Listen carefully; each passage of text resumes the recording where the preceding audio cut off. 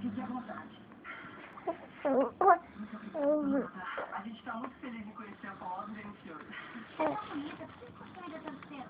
Isso não é assunto de... Eu tava meio quarto da Dona Bárbara pra você. Nossa, ela usa aproveitar o tempo da minha mãe pra hospedar a inimiga número 1 dela nessa casa. Agora, no quarto dela, isso é casa de quase mais, né, gente?